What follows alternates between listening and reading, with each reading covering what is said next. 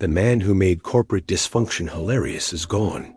Scott Adams, the brilliant mind behind Dilbert, has passed away at 68, but his final days reveal something powerful about the human spirit that you need to hear.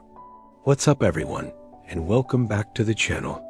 Today we're covering some heartbreaking news that broke just hours ago.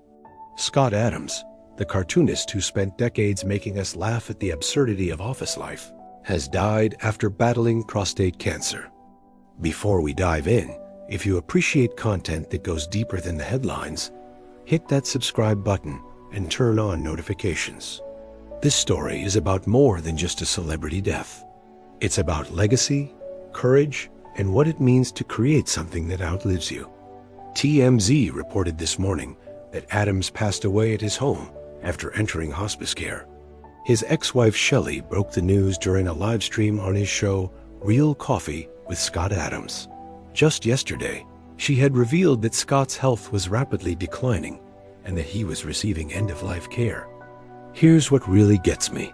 Even as his condition worsened, with nurses coming in and out, Adams recorded what he knew might be his final podcast episode. Think about that for a second. Facing death, and he's still showing up, still communicating, still doing what he loved. That takes a special kind of person. Adams was 68 years old. For those who don't know his work, Dilbert wasn't just another comic strip. It was a cultural phenomenon that perfectly captured the soul-crushing reality of corporate America. Let's talk about what made Scott Adams special.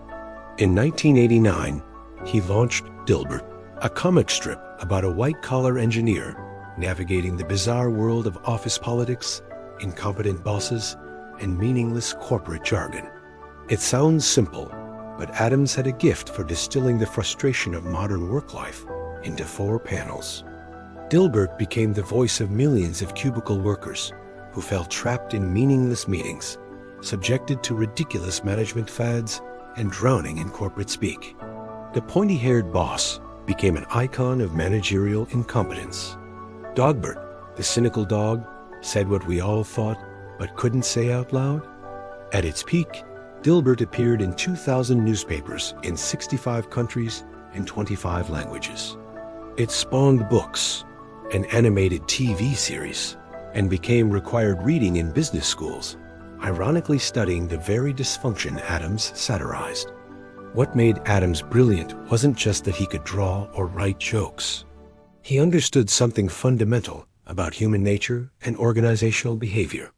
He saw the emperor had no clothes and wasn't afraid to say it. Every strip was a tiny rebellion against corporate nonsense. Here's what makes Adams' success even more interesting. He wasn't always a full-time cartoonist. He worked at Pacific Bell for 16 years, experiencing firsthand all the corporate dysfunction he would later satirize. He drew Dilbert before work, during lunch breaks, and after hours. He lived in that world of pointless meetings and buzzword-filled memos. That authenticity is what made Dilbert resonate. Adams wasn't making fun of corporate culture from the outside. He was reporting from the trenches. Every absurd scenario in Dilbert came from real life, either his own experiences or stories readers sent him.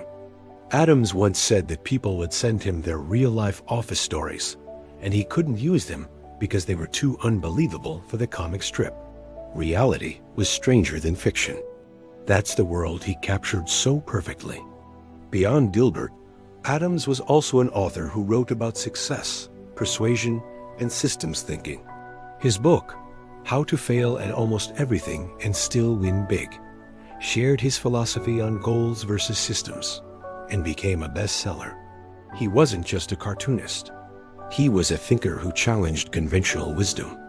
Now, we have to address the elephant in the room. Adams' later years were controversial. His political commentary and social media presence alienated many fans and led to his comic strip being dropped by numerous publications in 2023. Whatever your opinion on those controversies, they don't erase the impact Dilbert had on culture for decades. This raises an interesting question about legacy. Can we separate the work from the creator? Do the controversies diminish the genuine brilliance of Dilbert's peak years? These aren't easy questions, and everyone will answer them differently. What's undeniable is that for millions of people, Dilbert provided daily moments of recognition and release. It said, "You're not crazy. This really is absurd." That connection mattered to people. Which brings us to Adam's final days. Battling prostate cancer, knowing the end was near, he still recorded podcasts. He still engaged with his audience. Even in hospice, surrounded by family and nurses, he was creating. There's something profound in that choice. He could have retreated completely into privacy. Instead, he kept working, kept communicating, kept being Scott Adams until the very end. That tells you something about who he was at his core. His ex-wife Shelley and their daughter were there providing care. Despite their divorce, she was by his side. That speaks to the complexity of human relationships and the bonds that endure beyond legal definitions. The fact that he acknowledged his final podcast might be his last show's awareness and acceptance. There's courage in facing mortality with your eyes open, in saying goodbye while you still can. So what do we take from Scott Adams' life and death? First, the power of observation. Adams succeeded because he paid attention to the world around him and found the humor in human absurdity. He saw patterns others missed and articulated frustrations others felt but couldn't express. Second, the importance of persistence. He created Dilbert while working a full-time job, facing rejection after rejection before finding success. He didn't wait for perfect conditions. He worked with what he had. Third, the complexity of legacy. Adam's story reminds us that people are complicated. We can acknowledge both impact and controversy, success and failure, brilliance and flaws. Real human beings don't fit into simple boxes. And finally, creativity as defiance. Even dying, Adams kept creating. That's what artists do. They make things because they must, because it's who they are, because the alternative is silence. Dilbert will outlive its creator, which is perhaps the most any artist can hope for. Those strips will continue making people laugh, providing that moment of recognition that yes, work really is that ridiculous sometimes. Rest in peace, Scott Adams. Thank you for the laughs, the insights, and for giving voice to millions of frustrated office workers who just wanted someone to understand. If this video made you think, hit that like button and share it with someone who grew up reading Dilbert.